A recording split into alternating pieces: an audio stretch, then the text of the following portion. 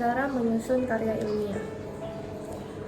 Jadi yang pertama itu ada pengertian karya ilmiah. Jadi menurut KBBI itu karya ilmiah merupakan sebuah karya tulis yang dibuat dengan menggunakan prinsip-prinsip ilmiah yang berdasarkan data dan fakta. Karya ilmiah bertujuan untuk memaparkan hasil penelitian dengan memenuhi kaidah keilmuan yang dilakukan oleh seseorang atau sebuah tim peneliti.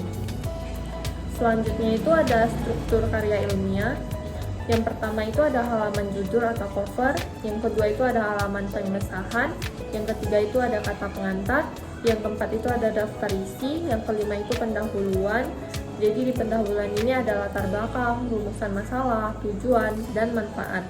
Yang keenam itu ada tinjauan pustaka, yang ketujuh itu ada metode penelitian, yang kedelapan itu pembahasan atau hasil penelitian, dan yang ke-9 itu ada penutup. Jadi di dalam penutup itu ada kesimpulan dan saran. Dan yang ke-10 itu daftar pustaka, dan yang terakhir itu berisi lampiran. Selanjutnya itu cara membuat karya ilmiah. Yang tahap pertama itu persiapan. Nah, persiapan ini terdiri yang pertama itu pemilihan topik. Nah, memilih topik atau pokok bahasannya merupakan sesuatu yang penting dalam pembuatan karya ilmiah. Terus yang kedua itu mengidentifikasi pembaca. Tentu saja sebelum mulai menulis sebuah karya ilmiah, kamu harus menentukan dulu siapa target pembaca kamu. Terus yang ketiga itu menentukan cakupan isi. Setelah menentukan topik dan mengidentifikasi pembaca, langkah selanjutnya itu di tahap ini adalah menentukan cakupan isi.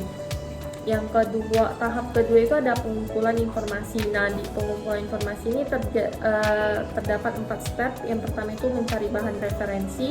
Nah, untuk mencari bahan referensi ini kamu bisa menggunakan berbagai media cetak dan online, atau bisa juga dengan melakukan wawancara. Yang kedua itu memeriksa bahan pustaka.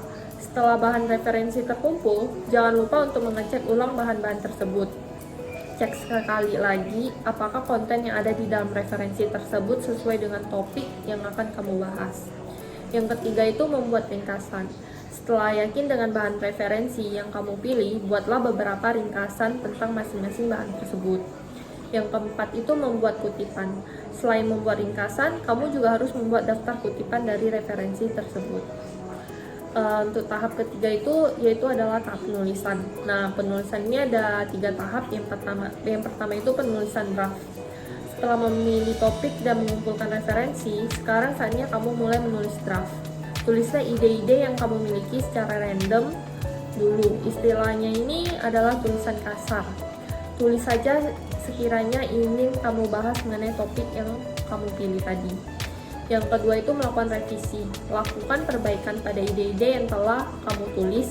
Pilih mana yang sekiranya cocok dan hapus yang sekiranya tidak digunakan.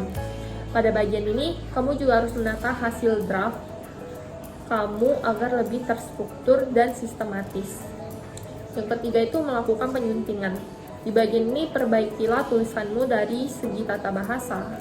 Cek apakah ada kesalahan ejaan atau penulisan. Cek juga apakah ada kalimat-kalimat yang tidak logis atau kurang tepat. Nah, selanjutnya itu ada tahap 4. Tahap 4 ini berupa evaluasi. Jadi yang tahap evaluasi ini tahap ini merupakan tahap terakhir dalam pembuatan karya ilmiah. Yang pertama itu cek ulang apakah isi karya ilmiah yang kamu buat sudah sesuai dengan topik yang kamu pilih. Selanjutnya, apakah konten di dalam karya ilmiahmu sudah sesuai dengan tujuan awal. Selanjutnya, cek apakah kamu telah memberikan data-data atau fakta-fakta pendukung yang cukup di dalam pembahasannya. Dan cek sekali lagi tentang format penulisan karya ilmiahmu.